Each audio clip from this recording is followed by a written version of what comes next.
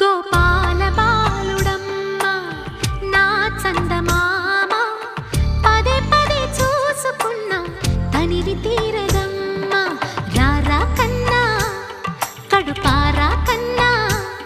నా చిటికెలు వింటూ